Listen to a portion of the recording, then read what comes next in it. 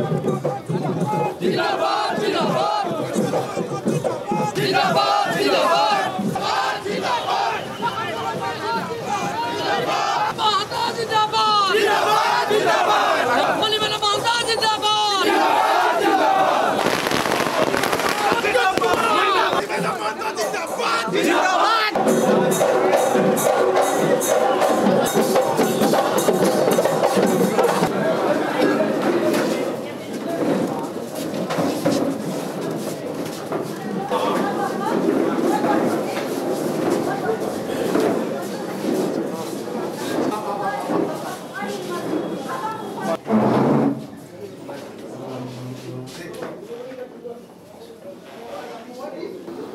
পোনপ্ৰথমে অসমীয়াৰ হকে যিসকল বীৰ বীৰংগনাই প্ৰাণ আহুতি দিছিল আমাৰ ভৱিষ্যতৰ বাবে সেইসকল বীৰ বীৰংগনাক এই মুহূৰ্তত শ্ৰদ্ধাৰে স্মৰণ কৰিছোঁ। আৰু প্ৰথমতে মোৰ মাতৃ সংগঠন য'ত মই মানুহৰ হৈ কাম কৰিবলৈ শিকিছিলোঁ, মানৱতাবাদ শিকিছিলোঁ, জাতীয়তাবাদ শিকিছিলোঁ, সেই মাতৃ সংগঠন সদৌ অসম ছাত্ৰ সন্থালৈ মোৰ সশ্ৰদ্ধ সেৱা যাচিছোঁ। দলৰ সন্মানীয় সভাপতি প্ৰমুখ্যে দলৰ সম্পূৰ্ণ উপস্থিত থকা জ্যেষ্ঠ নেতৃবৰ্গলৈ মোৰ শ্ৰদ্ধাৰ সেৱা যাচিছোঁ, আন্তৰিক শ্ৰদ্ধা যাচিছোঁ। আৰু আমাৰ নতুন প্ৰজন্মৰ তেজাল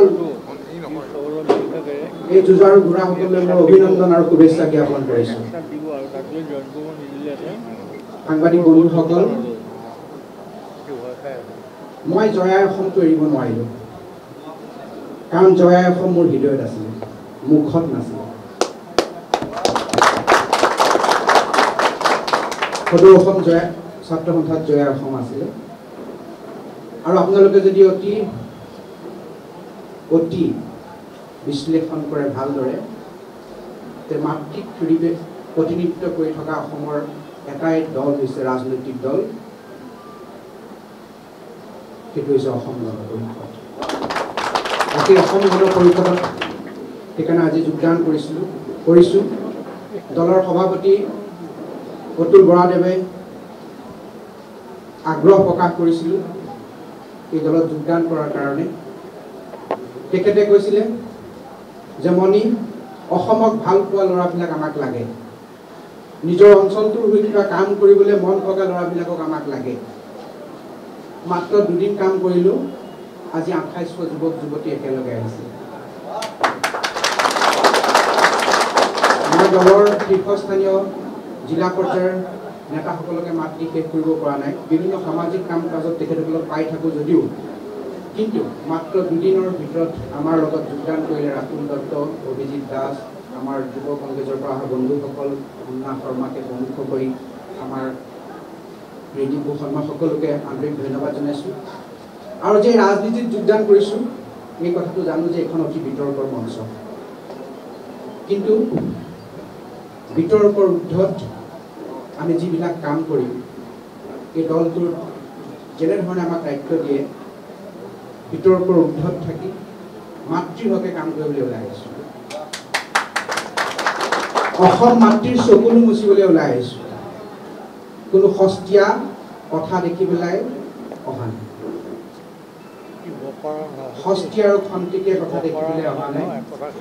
দলটোৱে জাতীয় জীৱনৰ কাৰণে যিমানখিনি ত্যাগ কৰিছে, মোক যদি সোধে দুটা কথাত কিয় যোগদান কৰিলে, এক হ'ল ত্যাগ, দুই হ'ল সাহস। অসম গণ পৰিষদে যি ধৰণে যি সময়ত অসমৰ ৰাইজৰ কাৰণে ত্যাগ কৰিব লাগে, সেই ত্যাগ কৰি দেখুৱাইছে।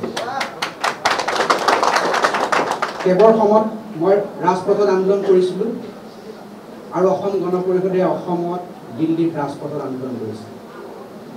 তাৰপিছত অসমৰ ৰাজনৈতিক ইতিহাসত প্ৰথমবাৰৰ বাবে এটা ইতিহাস সৃষ্টি কৰি পেলাই এই দলটোৱে মন্ত্ৰিত্বৰ পৰা পদত্যাগ কৰি পেলাই এখন চৰকাৰৰ পৰা পদত্যাগ কৰি যি ত্যাগৰ পৰিচয় দিলে, অসমৰ ৰাজনৈতিক বুৰঞ্জী যদি সকলোৱে পঢ়িছে, তেতিয়াহ'লে এই ত্যাগৰ ইতিহাস কিন্তু আৰু বেলেগত নাই।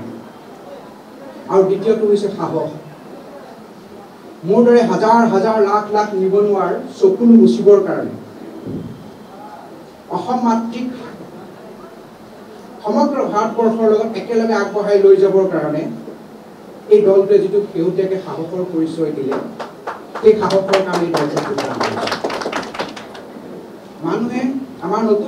প্ৰজন্মই অসমক ভাল পোৱাখিনিয়ে বিচাৰে যে দুটা বস্তুৱে বিচাৰে এটা মানুহজনৰ সাহস আছেনে নাই অনুষ্ঠানটোৰ সাহস আছেনে নাই এতিয়া নতুন প্ৰজন্মই বিচাৰে আৰু ত্যাগ কৰেনে নাই আচলতে সমাজখনৰ কাৰণে আৰু এই দুইটা গুণেই মই এই দলটোত দেখিবলৈ পালোঁ ত্যাগ আৰু সাহস এই দুইটা কথাৰ কাৰণে ইয়াত যোগদান কৰিছোঁ আৰু সদৌ অসম ছাত্ৰ সন্থাত 1997 চনত স্বেচ্ছাসেৱক ৰূপে পাত পেলাইছিল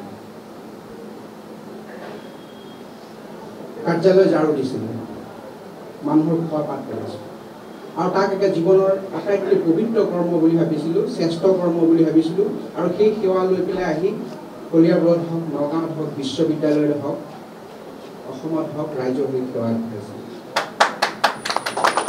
মোৰ ৰাজনৈতিক দৰ্শন হ'ব অসম গণ পৰিষদৰ নীতি আদৰ্শ লগত মোৰ মানৱীয়তাবাদ সমন্বয়তাৰ বাদ বিভিন্ন জাতি জনগোষ্ঠীৰ ধৰ্মাৱলম্বী মানুহসকলক একেলগে আগবঢ়াই লৈ যোৱাৰ সপোনৰ কাৰণে মই আগবাঢ়িছোঁ আৰু এই আশালৈ দললৈ আহিছোঁ দলে যি দায়িত্বই দিয়ে যি কৰ্মই দিয়ে সেই কামৰে মই আৰম্ভ কৰিম আৰু প্ৰথমতে অহাকালিলৈ অতুল বৰা ডাঙৰীয়ে মোক কৈছে কি কাম কৰিবি মোক যদি তেখেতে সুধিছিলে মই তেতিয়া কৈছিলোঁ দলটোক যদি মোক এবাৰ সাজিবলৈ আৰু মুচিবলৈ দিয়া ঘৰটো মই খুব ভাল পাওঁ আৰু তেখেতে যি ইচ্ছা তই কৰ বুলি কৈছে মই প্ৰথমতে তেখেতক ধন্যবাদ জনাইছোঁ আৰু প্ৰথম কাম হিচাপে ৰাতিপুৱা আহি দলটোৰ কাৰ্যালয়টো মই এবাৰ নিজে মুচিম আৰু সাজিম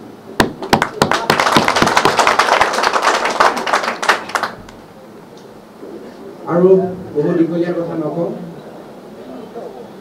প্ৰথমতে ক'লো জয়াই অসম এৰিব নোৱাৰো কাৰণে জয়াই অসমলৈ আহিছোঁ জয়াই অসমৰ পৰা জয়াই অসমলৈ গতি মাজত আৰু বেলেগ একো নাই জয়াই অসমৰ পৰা জয়াই অসমলৈ গতি কৰিছোঁ আৰু নতুন প্ৰজন্মৰ আশা এটাই হৃদয়ত সকলোৰে জয়াই অসমটো আছে আমি হয়তো ক'ৰবাত তেওঁলোকক আগবঢ়াই নিব পৰা নাই আৰু ক'ৰবাত হয়তো আমি